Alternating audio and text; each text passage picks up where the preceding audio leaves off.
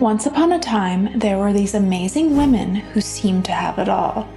They were beautiful, successful, and had legions of fans. But what happened to them? I bring to you the question that has been on all of our minds for years. What happened to the it girls? These iconic female celebrities who seemed to have it all together suddenly disappeared from the public eye. Some say they retired, some say they moved away, but no one knows for sure. Well, I decided to do some digging and see if I could find out what really happened to these iconic it girls. And now, a message from our sponsor. And thank you, Dossier, for sponsoring this video. So Dossier reproduces classic, high-end luxury scents at a fraction of the price, keeping the exact same high quality by cutting all the expenses and the infamous brand tax. And they have a risk-free system allowing customers to try the perfumes before committing to them. If they decide to return the scent, they offer a standard 30-day return period in which customers can return any unsealed 50 ml Dossier perfume and get a full refund, no questions asked. And I love their perfume because it's super affordable. You can get any scent for $39. And if you think about it, designer fragrances range upwards of $280 retail. So I really like the affordability of Dossier. And I also love that they have free returns. And when you buy in bulk, you get 25% off and free shipping if you purchase 3 or more bottles. And they're always adding a new scents to their collections. And they're always thrilled to take customer suggestions for future releases. And Dossier has a welcome offer for 20% off on the website. You can get up to 30% off for your first order by using the discount code below. So I'm going to share with you the different fragrances I got. So I got another diffuser. I mentioned in an earlier video that I got a diffuser from them before, and I really love it. I put it in my bedroom. It smells amazing, so I wanted another one. And the next one I got is an ambery vanilla diffuser. And this one is inspired by YSL's Black Opium perfume and has a 22% concentration. It smells amazing, but it's not too overpowering either. I really don't like it when it's too much. And then I got another scented candle because the one I had before just kept going. Like I still have it. And I feel like I burned it almost every night for like a month straight, and it kept going, and it's quite large in size as well. And for this fragrance, I got a floral rose fragrance. And then I got a perfume, and this one is a woody hyacinth perfume. And this one has notes of hyacinth, lemon, pineapple, jasmine, which I love, and vanilla and orris. So I really love the smell of this one. So I'm also coming back to you with another 5% discount code link in my description box and pinned comment. All right, let's jump right back into my main video. Everyone loves an it girl, from the 1920s flapper Clara Bow and the European aristocrat turned movie star Marlene Dietrich of the 1930s to alluring beauty Jackie Kennedy of the 1960s, and now Gigi Hadid and Kendall Jenner. They exude a glamorous aura which seems to permeate through each decade. Everywhere they go, their magnetic personalities draw attention like a sweeping tornado. Invariably surrounded by admirers, these beautiful creatures are often found gracing magazine covers, attending international events, and bear witness to some of the most historic moments in time. It's clear that the it girls who lace each vintage era are remarkable individuals worthy of praise and admiration. Being an it girl is the stuff of dreams for many, but the reality is something altogether different. The freedom and power that comes with the limelight, fame can be intoxicating, but underneath there lies a heavy weight of responsibility, scrutiny, and expectations that few are ready for or able to meet. How often have we heard of beautiful, talented young women succumbing to excess or tragedy in the face of all their power? How often have we witnessed history repeating itself with yet another tale of a promising star cut down in her prime? Heavy is indeed the head that wears the tiara. She is the one everyone wants to be around. She sparkles, drives the latest car, and shows off her curves with ease. She has charisma and aura that seems to draw in admirers. She is the ultimate it girl. Every decade has its own unique it girl, from Oracle Hollywood legends like Jane Mansfield and Marilyn Monroe to contemporary fashion icons like Gigi and Alexa Chung. This ultra-glamorous woman has a rare quality of extreme desirability that sets her apart. Her beauty and creativity combine to create an air of intrigue and keep viewers entranced. Everyone wants to know more about this modern-day starlet.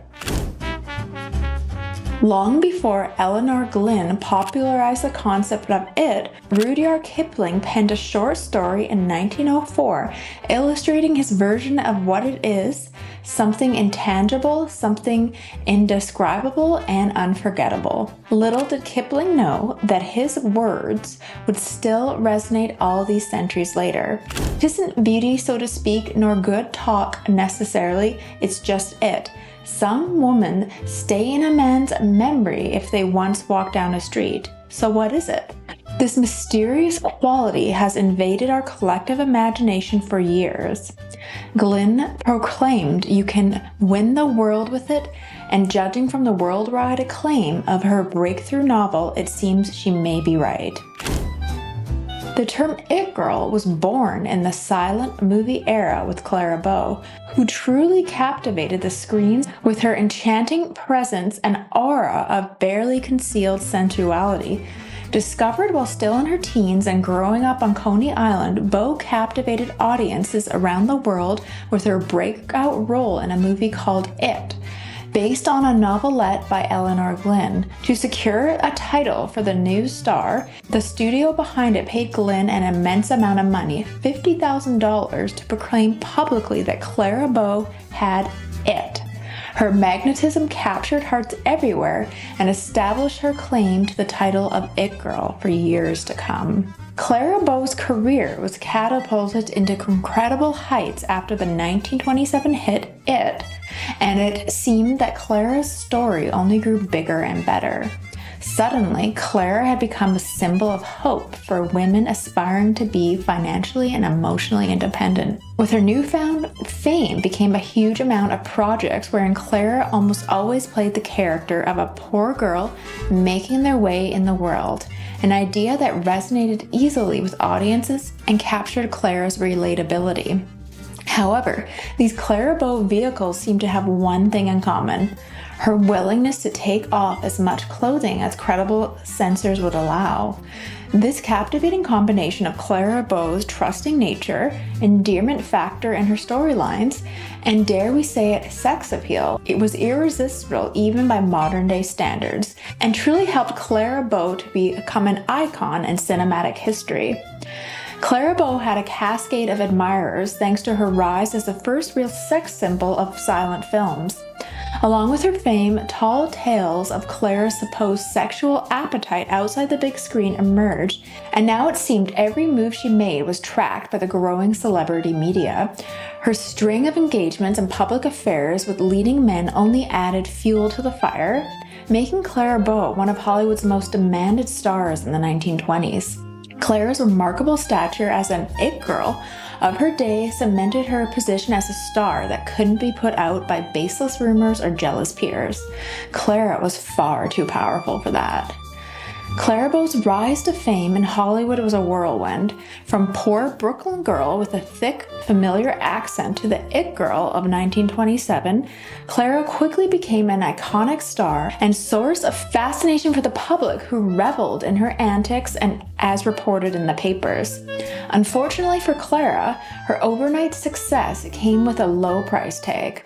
Despite all of her popularity amongst the movie-going public, Hollywood had begun to treat Clara like an outsider, a pharaoh of sorts, so that by 1931 she had completely retired from the biz. Although Clara might have been turned away by Hollywood executives and studios, the hearts of her fans around the world were still with her, even if they were watching from afar. Clara Bow's tumultuous personal life would become full circle all too soon. Suffering from her family, including sexual exploitation by her own father and a near-fatal throat-slashing attempt by her schizophrenic and sometimes call-girl mother, Clara felt betrayed by many, from a best friend who married Clara's father to avoid deportation, to a cousin who lived in Clara's house while stealing subsidized money from Clara. The strain of Clara's past weighed heavily on her, leading to a devastating nervous breakdown in 1931, which cost Clara her career at Paramount Pictures. This powerfully symbolic reminder of Clara's hard beginnings served as a sign of the hard times that lay ahead for Clara Bow. Clara Bow experienced an incredibly private journey during the height of her fame. Despite the flashy lights of Hollywood and star-studded life, Bow slid out of the limelight to find joy in marriage and children away from the glitz and glamour of stardom. Unfortunately, her life as a wife and mother also began to unravel, becoming filled with darkness as Clara became withdrawn, depressive, and a hypochondriac until eventually attempting to take her own life in 1944. In 1949, Clara checked into the Institute of Living, where she was diagnosed with schizophrenia, ultimately revealing the desolate disconnect which had gradually engulfed Clara since escaping the public spotlight. And I feel like this is just the first example of one of many it girls through every decade that ended up having a tragic life. And now moving into the not-so-lucky in love bombshell, and that is Jean Harlow, who represented a new kind of feminine glamour when she emerged as the successor to Clara Bow's reign as a silver screen's it girl. A platinum blonde with piercing eyes, Jean Harlow captivated audience with her sultry on-screen persona and sexuality, making her an indisputable force in Hollywood. Jean Harlow changed the rules of femininity forever. Her grace, wit, and confidence captivated millions around the world and set a new standard for modern love stories in mainstream media. Jean Harlow was unapologetic, uncompromising, and undeniably unique. And as a silver screen sexual it girl, her unforgettable legacy lives on to this day. Jean Harlow was born in 1911 to a controlling mother, known simply as Mother Jean. Knowing that life was too small for both of them to occupy, Jean sought freedom at the tender age of 16 and never looked back. She moved to the star-studded streets of Beverly Hills and thought she had escaped her mother's ambitions until Jean discovered that Hollywood had become the perfect home for Mother Jean's dream of becoming an actress. Jean was soon pressured into finding work as an extra in films, and her big break came when she starred in the odd Why is a Plumber. But what Jean did not expect would happen next would change her life forever. She was discovered by famous producer Howard Hughes and cast in his cult classic Hell's Angels, catapulting her into becoming one of Hollywood's most iconic sex symbols of all time. All thanks to Hughes, her eye for grand drama-filled stories. Jean Harlow's young, sultry beauty vaulted her to fame as a silver screen sex symbol in the 1930s. But the notoriety came with a cost. As befitting a sex symbol, she stumbled through a well-publicized series of husbands, affairs, and strange tragedies. By 1932, Jean Harlow had been married twice and was involved with her third husband, producer and director Paul Byrne, when tragedy struck. One day, he was found dead in the bathroom of their Hollywood home with an apparent self-inflicted gunshot wound to his head. Despite suspicions that Jean could have been responsible or at least connected to his death, her studio, MGM, spread the entirely false story that Paul had taken his life out of the inability to satisfy Jean due to impotence. The cover-up ultimately proved successful in keeping Jean from the clutches of scandal, although perhaps at the cost of tarnishing an innocent man's memory. Jean Harlow's movie career was tragically cut short at the age of 26 years old. She suddenly passed away from renal failure. This was a result of Jean developing severe kidney disease that proved to be too much for her young body to fight. Jean's death was so shocking that it sent ripples throughout Hollywood. The entire town was left mourning over the lost life of one of its greatest young stars. As a farewell tribute, Jean was buried in the negligee she'd worn in her last film, Saratoga. A bittersweet, poignantly beautiful reminder of Jean Harlow's illustrious career and early ultimate passing. The ultimate blonde bombshell. Although Marilyn Monroe was born to relative obscurity, her rise in fame was swifter than a rocket taking off. Before her untimely death at the age of 36, Clara Bow, who had once been Hollywood's reigning it girl, wrote to several gossip columnists to bestow her crown upon Monroe. The ill-fated young woman had an uninevitable start in life. Christened Norma Jean Baker, she spent her tender teenage years in foster care and stayed homes after her mother had been institutionalized. She married out of the system at the age of 16, but when Margaret taught Monroe how to style and apply makeup before bringing her model photos to 20th Century Fox in 1946, no one could predict the colossal success that was waiting for Norma Jean in just a few short years. During World War II, Norma Jean found a job modeling to make ends meet while her young husband, who was serving as a merchant marine, was away. This contract led to her becoming the woman we know as Marilyn Monroe, and eventually she divorced her first husband due to their difficulty sustaining their marriage in different locations. However, something bigger was on the horizon.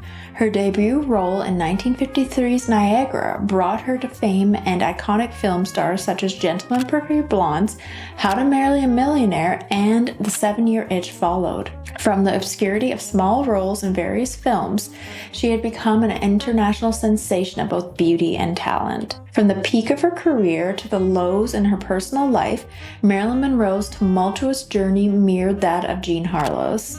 Despite achieving fame and fortune, both women lived a life of constant struggle.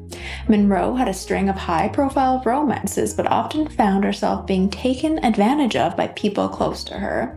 With her trust misplaced on multiple occasions, she began to rely heavily on alcohol and drugs as an escape from reality. The media fueled speculation that she was involved with organized crime as well as the Kennedy family, rumors that became harder to weed out when Let's Make Love and The Misfits both fell short at the box office. Sadly, matters only worsened for Monroe when she was unable to complete her last film, Something's Gotta Give, due to missing too many days on set. Her legacy, however, continues to remain strong in today's popular culture, despite her heartbreaking downfall over 50 years ago. Monroe's death in 1962 shocked the world.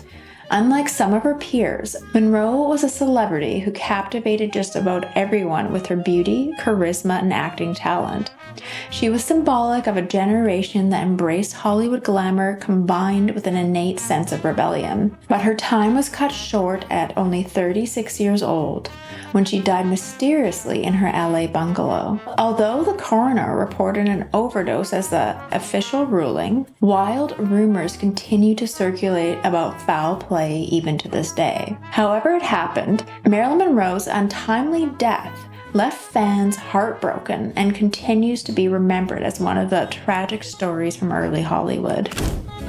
Edie Sedgwick was the latest musing of famed artist Andy Warhol, appearing in his films Restaurant, Kitchen, and most famously Poor Little Rich Girl. Believed by many to be an avant-garde reinterpretation of her own life story, the film sees a sometimes blurred Sedgwick wandering around her wealthy Manhattan apartment as she reflects on how she came to spend her inheritance. Born from a family of New England aristocrats and raised with all the privileges of upper-class California, the 21-year-old had moved to the bustling New York City in pursuit of her dreams to become an actress and model. Edie Sedgwick was a star on the rise. Her beauty and charisma made her an immediate sensation and muse to Andy Warhol.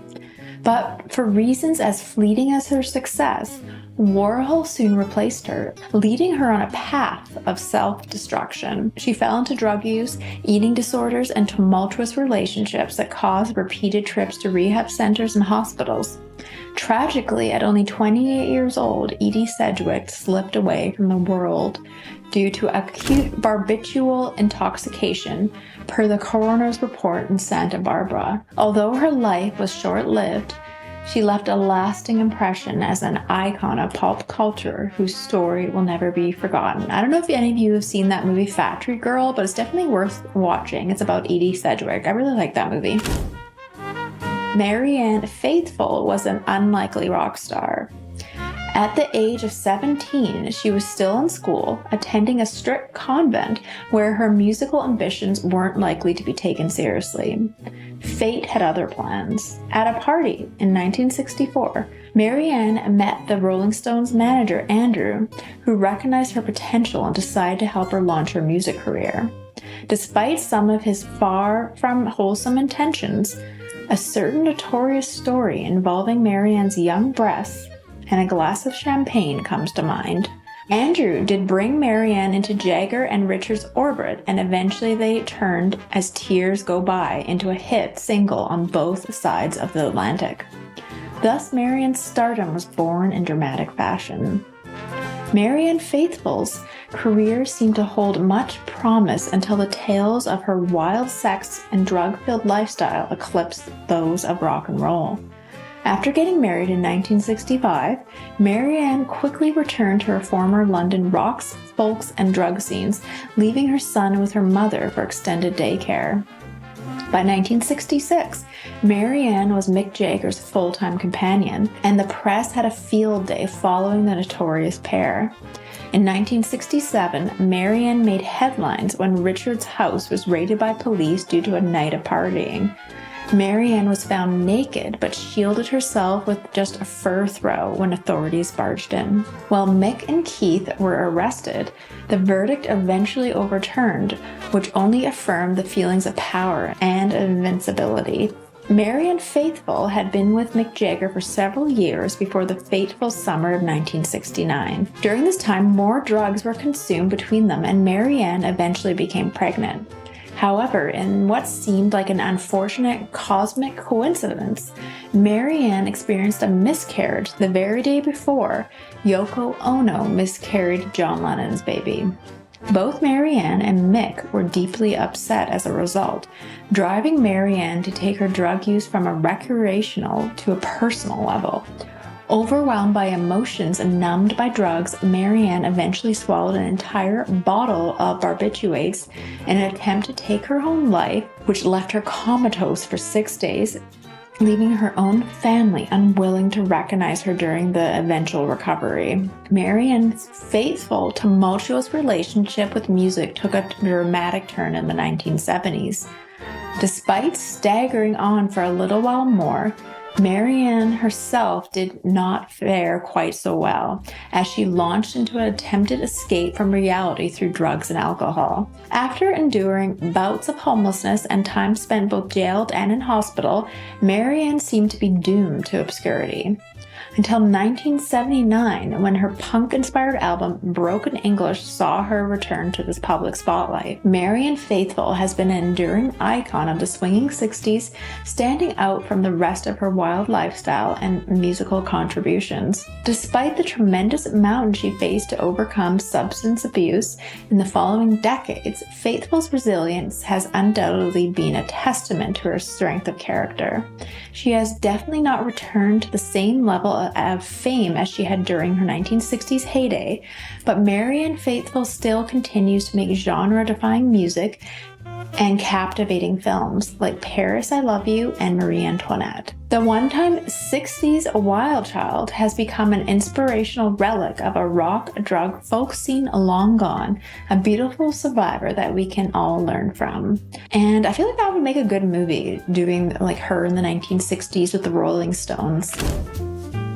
The term it girl has an interesting story behind it. While it was coined in the 1920s by American press as a way to describe young, fashionable, and attractive women, in the 1980s it began to take on an entirely different meaning, referring to well-off, normally unemployed young ladies who were splashed across tabloid headlines due to their glamorous lifestyles and party habits, far away from any achievements or TV hostings. This new breed of it girls, as those with a noticeable sex appeal whose favorite pastime was indulging in endless shopping trips and social gatherings. In this way, it girls have become an iconic figure of modern society, symbolic of affluent privilege, yet populating newsstands with their mysterious charm. The startling rise of an it girl is a phenomenon that captures the imaginations of many. Watching one star ascend to dizzying new heights of fame and popularity. But alas, for every rise, there's an eventual fall, all too often failing to achieve lasting success, much like a shooting star blazing briefly across the night sky before succumbing to the cold depths of space. Though briefly enthralling, what happens to these fleeting stars? Some will cling on desperately onto fame with appearances on reality TV shows or series, giving them a much-needed accelerant in what has become an increasingly competitive industry. However, those who lack such an opportunity remain resigned to fade back into obscurity, with their prominence extinguished all too quickly. The rise of Paris and Nikki Hilton changed the entire concept of celebrity for good.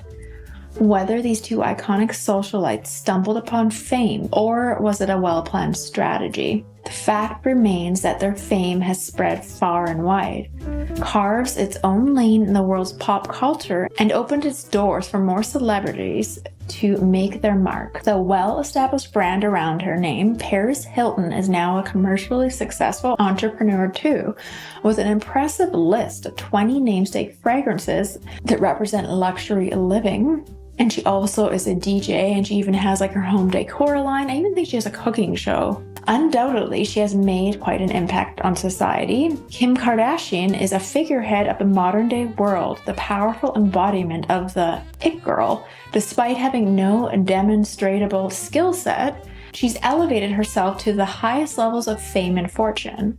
But how? It began with her close friendship with Paris Hilton in their younger days, famously heightening her visibility within high society circles. But somehow a spark was lit, alighting her course on an unstoppable ascent to wealth and stardom. Ultimately, despite not having any overt talents or any achievement-based achievements, she profited immensely of purely cultivating her own brand of being a celebrity, thus proving her credentials as an undisputed champion of notoriety and money-making with no tangible effort. From the iconic Marilyn Monroe to the stars of today, the it girls of every decade have captivated us with their effortless style and attitude. They have set trends and given us fashion and inspiration, as well as inspired us to reflect on our own lives. They are a representation of the times, often foreshadowing the changes that would come in politics, popular culture, and society at large. As we ponder the female role models that we admire now and the ones yet to come, we cannot help but be awestruck by how strong and captivating these women truly are. Although many years may pass and these it girls become distant memories, they will forever remain icons in pop culture history. And let me know in the comments below, do you have your decade of your favorite it girl? I mean, obviously there are so many that I didn't mention in this video, but it is interesting to see that the ones I mentioned in the past kind of all end in tragedy. But I guess the Paris Hilton, the Kim Kardashians, as of now, things are going well for them. But I mean, you could look at Britney Spears in a way. Something's going on with her. Let me know in the comments below if you want a separate Britney Spears video. I've kind of been pondering it. Anyways, I'll see you guys again soon, and don't forget to check out some of my other videos.